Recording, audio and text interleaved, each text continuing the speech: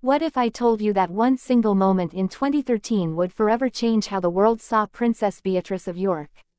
Before you click away, let me take you back to an evening that sparked conversations across tabloids, fashion magazines, and royal circles worldwide. Make sure you subscribe to our channel, hit that notification bell, and stay until the very end because what we're about to reveal will completely shift your perspective on this often misunderstood royal.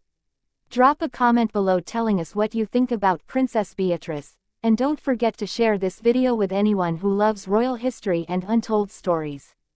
The year was 2013, and Princess Beatrice, the eldest daughter of Prince Andrew and Sarah Ferguson, found herself navigating one of the most scrutinized periods of her young adult life. At 24 years old, she was no longer the little girl the public had watched grow up in the shadow of Buckingham Palace. She had evolved into a young woman desperately trying to carve out her own identity while carrying the weight of royal expectations on her shoulders. The Serpentine Gallery event became more than just another society gathering. It transformed into a defining moment that would showcase both her vulnerability and her growing confidence in the face of relentless public attention. Understanding Princess Beatrice requires looking beyond the tiara and the title. Born on August 8, 1988, she entered the world as fifth in line to the British throne, a position that came with immense privilege but also crushing pressure. Her childhood played out under the watchful eyes of photographers and journalists who documented everything from her first day of school to family vacations. Unlike her cousins William and Harry, who had the protective buffer of being direct heirs to the throne, Beatrice occupied a peculiar space in the royal hierarchy. She was royal enough to be constantly photographed and critiqued, yet not senior enough to receive the full protection and resources afforded to working royals.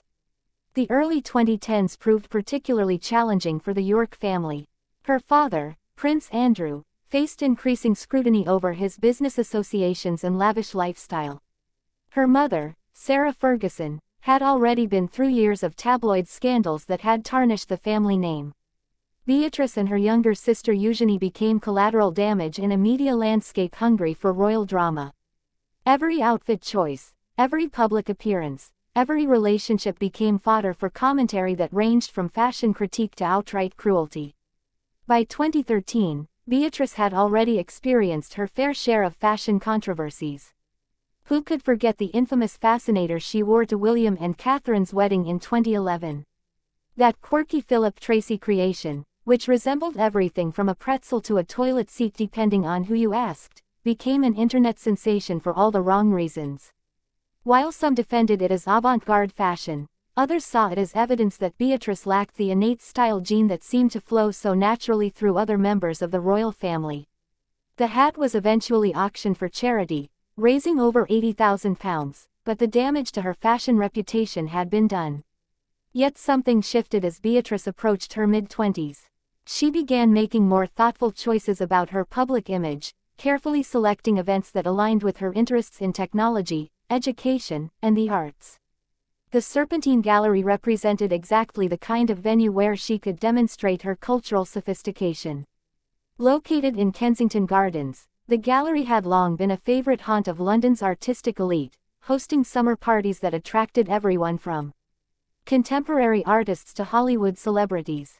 For Beatrice, attending such an event signaled her desire to be taken seriously as someone with refined tastes and intellectual curiosity beyond mere royal lineage.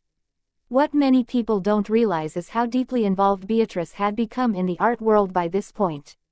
She had graduated from Goldsmiths, University of London, with a degree in history and history of ideas, demonstrating academic achievement that often got overshadowed by fashion headlines. She had begun working in business, specifically in areas that intersected with innovation and creativity.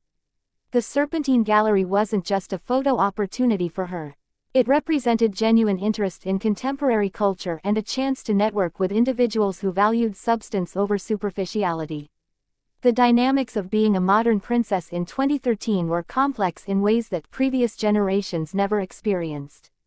Social media had exploded, creating a 24-hour news cycle where every royal moment could be dissected, memed, and shared millions of times within hours.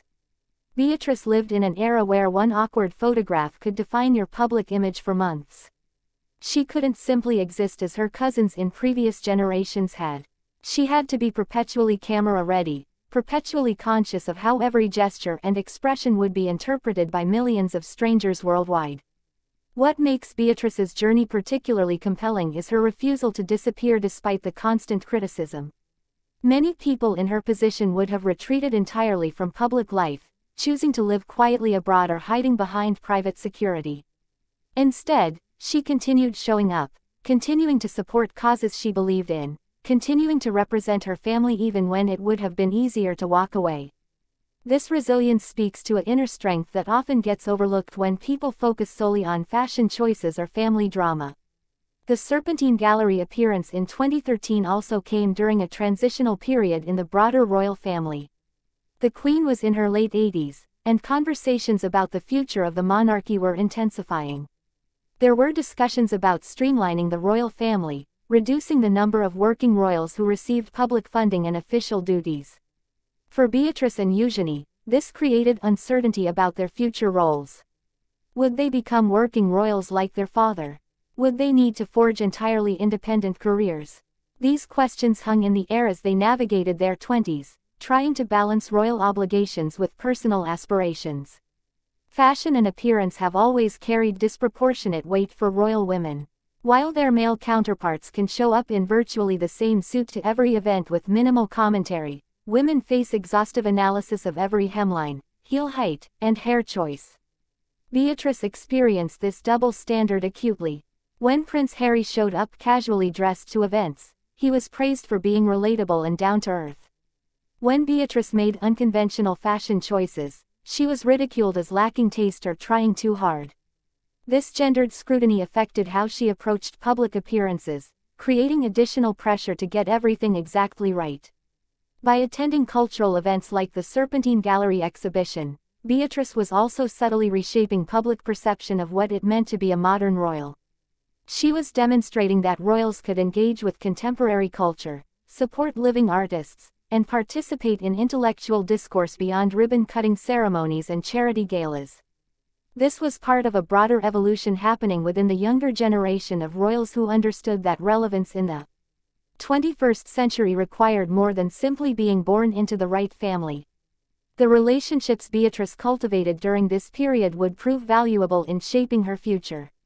The art world connections, the business contacts, and the friendships formed at events like the Serpentine Gallery opening created a network that extended far beyond traditional royal circles. These relationships represented a kind of social capital that would serve her well as she continued building a career outside official royal duties. They also provided a buffer of normalcy, surrounding her with people who valued her for her ideas and personality rather than her title. Looking back at 2013 from today's perspective, we can see it as a crucial year in Princess Beatrice's personal evolution. She was learning to navigate criticism with grace, developing her own sense of style that would eventually win over many of her harshest critics, and building a life that balanced royal heritage with contemporary ambitions. The young woman who walked into the Serpentine Gallery that evening was still finding her footing, still vulnerable to harsh judgments, but also displaying the early signs of the confident, accomplished woman she would become. Her journey reminds us that transformation rarely happens overnight. It occurs through countless small moments of showing up, persevering, and refusing to let others' opinions define your worth. So here's what I want you to consider. Have we been too harsh on Princess Beatrice all these years, judging her by impossible standards that no one could meet, or has the scrutiny ultimately helped shape her into the resilient, accomplished woman we see today?